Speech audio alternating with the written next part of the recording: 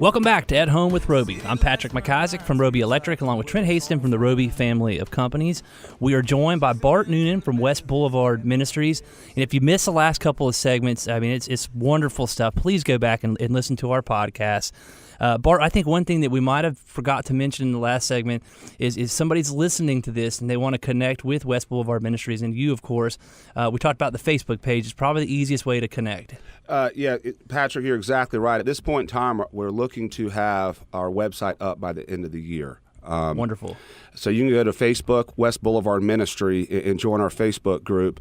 All our contact information is on there. When it comes to a clothing drop-off or food drop-off for either one of those ministries, you can just contact me and we can work something out, whether I pick it up or you drop it off. Yeah, I mean, what's the address of the church? The address of the church is 4401 West Tyvola, and that's basically sits at the corner of West Tyvola and Old Steel Creek, right off West Boulevard. And it's a wonderful church. It really is. And Dr. Palmer, who's the pastor there, actually walked with Dr. Martin Luther King back in the 60s and was arrested with him in Tuscaloosa, Alabama. So I have a wonderful mentor there who I've known now for some years, who opened it up when I came to him with this vision and this mission. And he said, Bart, we got a place for you right here. So I really believe it's divine appointment that West Boulevard Ministry is working out of that church, because it gives me a church home. It gives me a place to pour into right when I walk outside my office door. So if you're coming down Tyvola Road north, I think it's a fork in the road right That's before correct. you get to West Boulevard. That's correct. Church sits on a peninsula. fork. That's right. Yep. Big white That's church. cool. Beautiful church. Yeah, and we're doing a lot of improvements around the church. The church, we're looking to grow that church as well. I had a wonderful meeting yesterday with Pastor Funderburk at H.O. Graham Presbyterian Church, which is right up on the corner of Old Steel Creek and West Boulevard, and just having a lot of conversations about, how can West Boulevard Ministry help this corridor? That's what I'm here for. Say, I'm not coming in here with a bunch of, how can I help and become part of this family and this community? Because community, a lot of folks say, we got a great community. Well, on the back end of the word community is unity. If there's no unity, you have no community. And right now we're looking to bring the unity back to the community where everyone feels at home and feels like they have a voice in that community. Well, those pastors and the business leaders and the people, they're in the community. Yeah. They know they're ingrained. I mean, you're not getting anywhere without their support, but they know what people need. No, absolutely not. And the West Boulevard Coalition, actually going to a meeting tonight at the YWCA. Ricky Hall's the president, and he came in and met with me for a couple hours a couple weeks ago, and they have that beautiful garden where Old Dalton Village is at the corner of Clanton and West Boulevard. Okay. And they're in talks with some different ideas to bring a grocery store that's going to have healthy options for the families and the communities within that corridor, because the West Boulevard corridor is one of the 3 most stressed areas for food in all of Charlotte. And, on the one side of it, you got Wilkinson, where it's booming, it's popping off, and real estate, and there's things being developed. And then parallel on the other side, you got South Boulevard with all this activity. But right there in the middle stands West Boulevard, that has been neglected for different reasons. But we're looking to get that thing going, and we're real excited about it. And I believe there's a revival that's coming that way. That's great. That's awesome. And Bart, I mean, how was the reception? I mean, when you first got into the community, and the previous segment, your father was an NFL player. I believe you played for the undefeated Dolphins team. That's correct. You went to private school. Now you've refocused your life, and now you're on West Boulevard. Did it take a little while for people to sort of start to begin to trust you? Well, I started on West Boulevard, brother. I hear you. Yeah. Well, I look at it as this one thing. We all can go around and talk a big game, but I like to lead by what I do. And then folks are going to start to listen and lend an ear to what you have to say. As I remember the first time on a Sunday when I went into University Memorial Baptist Church for church, and Pastor Palmer, he said, would you like to say a few words? And I did. And I said, I want to tell you right now, y'all look at me like I'm crazy.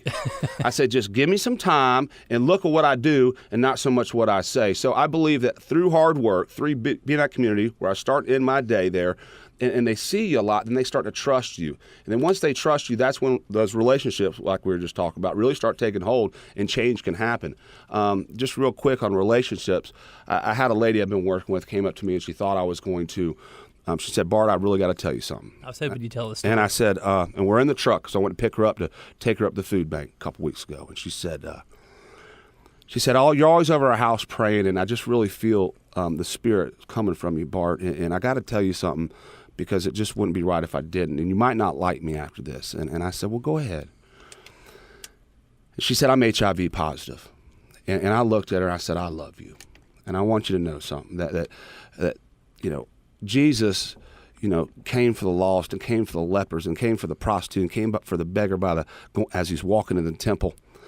And I said, there's not much you can say that can shock me. And I said, I want to thank you for having the courage to say that to me, but I love you and I'm not going anywhere. So she was crying a little bit. We had a big hug.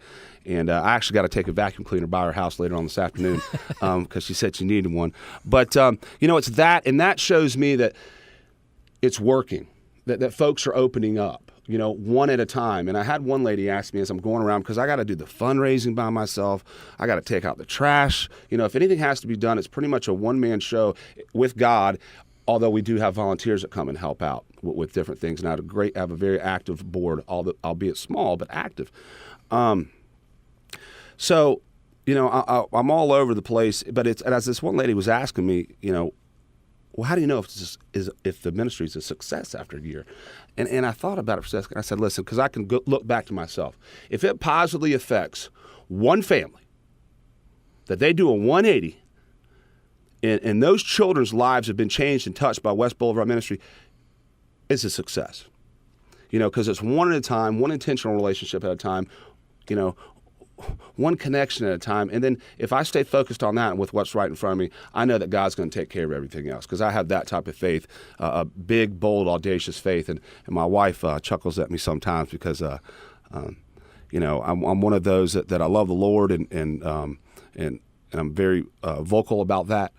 Because coming from what I've come from in the dark and the dark and the depth of pain, and that's another thing where I can relate to a lot of these families, because I know something about pain. And I also know something about redemption and transformation. So that's really the message that we're trying to carry out, and one family at a time, one day at a time. So we were talking about it. I just said in the first segment before you got here, I was at a conference with some other family business owners or at a meeting, and we were talking about the BHAG, the Big, Hairy, Audacious Goal. Jim Collins talks about that, and you go throw in. I think it's what it's kind of what the outside world would think is impossible, but you got to believe it in yourself, your company, that's right, your charity, whatever you're doing, whatever your diamond in life is that you're working on at the time. Most people have multiple diamonds they're working on, so they got to feed their family, and then they got to have faith or whatever their cup of tea is. So, well, guys, sometimes it's not our darkness that scares us, but it's our light that's in each one of us.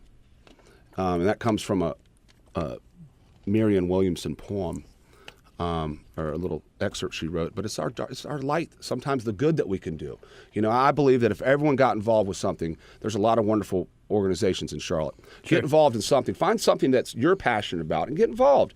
And you will change for the better, and you'll get blessed by it, but someone else will also. And that's what it's all about. Well, you said something when you came in before we got on the air. You said you don't have to do some crazy thing tomorrow. You said it's a bunch of little things, one after another and after another. That's with right. Consistency. I'm going to throw in consistency. That's right. That add up. And then and you look back. I mean, our cornhole tournament is a great example, but you look back years later and you're like, wow, how did this happen?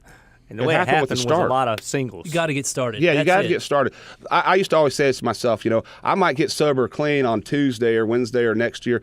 There ain't no such day as SOMEDAY someday. Today's the day. Today's the day to start practicing those different, those practicing something different, something positive, and those small victories. It doesn't have to be a big one, but those small victories add up to be big. And I will suggest, just to go on that, to change one little thing. That's right. And build some momentum and get some confidence in it. Get excited about it, and then maybe the next day you can change something else. That's right. And it's about valuing change. Once you value change, man, you're off and running. And that's why I tell a lot of folks I work with, when you start doing some positive things in your life, you start to value it. Really value it. It means something to you. Hold on to it, that you're off and running. So, Bart, thank you for joining us. Let the audience know what your Facebook page is one more time. It's West Boulevard Ministry, and you can also contact me at Bart, B-A-R-T, at westboulevardministry.org. That's my email. Is that West great. Boulevard spelled out? Yeah, no, thank you, Patrick. It's BLVD, West BLVD Ministry.org, Bart at westboulevardministry.org. Well, thank you so much for being here. Thank you for what you're doing. It's a pleasure to meet you. Look forward. I'm sure I'll get to know you over time. Yeah. Keep doing them, hitting them singles, buddy. I appreciate it. Thank you, guys. God bless. Have a great day.